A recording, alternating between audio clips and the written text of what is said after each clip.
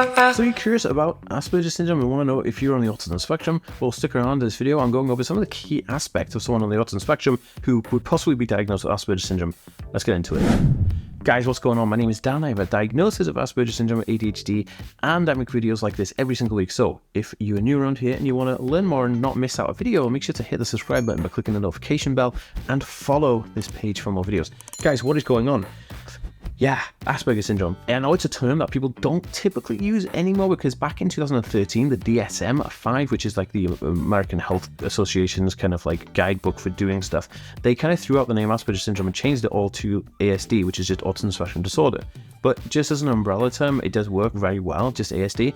But some people were diagnosed with the term Asperger's, and people still get diagnosed with the term Asperger's because the DSM-5 is not the only way to diagnose people with autism. Okay, so now that's out of the way, let's get into the nitty-gritty. I wanted to put down some key points, some key indicators, some key kind of relevant factors and characteristics of people who are on the autism spectrum who would be characterized as having Asperger syndrome. So if you're wondering, and you're wondering for somebody else or yourself, then these are going to be useful. Okay, let's get into it. So the first one is knowing that individuals with Asperger syndrome may experience challenges in understanding non-verbal communication. And what I mean by this is like facial expressions and hand gestures and social kind of signals that would be typically not said, you know, where people would like, you know, gesture with their hands or whatever. Those things, those communicative patterns are something that's difficult for people with Asperger's to really fully understand because those are learned through social environments, which are difficult for people with Asperger's because they would be more reclusive from those environments and have less exposure to those social environments,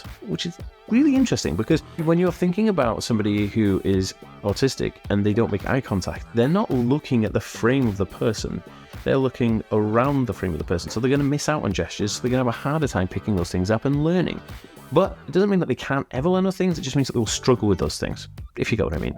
So the second one is people with Asperger syndrome may struggle with maintaining friendships and expressing their emotions to friends and partners and loved ones. This includes things like small talk and social skills, because that part of the brain is kind of busy occupying something else, like learning about spaceships or kind of like obsessing with Pokemon or something. And I'll get onto that in a minute, but there's a whole kind of deficit for social interaction and meaningful relationships and understanding those emotions, because it's hard for a person on the autism spectrum to express their emotions outwards and understand other people, because this is all part and parcel of having this condition. Okay, so number 3 is that people with Asperger syndrome may have a very narrow range of interest and kind of focus intensely on a specific subject. So, you know, like I'm obsessed with like conspiracy theories and like UFOs and stuff like that. And I'm obsessed with that. I can talk about it for days and hours. I'm actually really obsessed with SEO, social media building, funnel building, and online marketing. I love all that kind of stuff because I'm so passionate about it. You know, I get super sucked into it.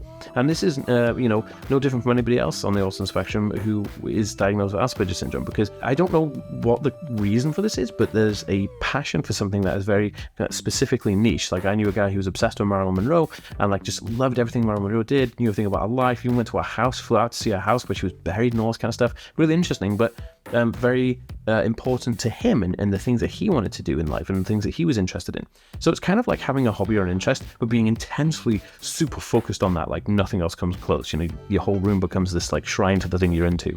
Okay, so number 4, and the last thing I'm going to talk about here, is that autistic individuals with Asperger syndrome may show engagement in repetitive behavior and repetitive patterns, such as like doing the same thing every single day or eating the same food every single day. But this also includes, but not exclusive to, stimming, self-stimulatory behavior, whether it be like flapping their hands or rocking backwards and forwards.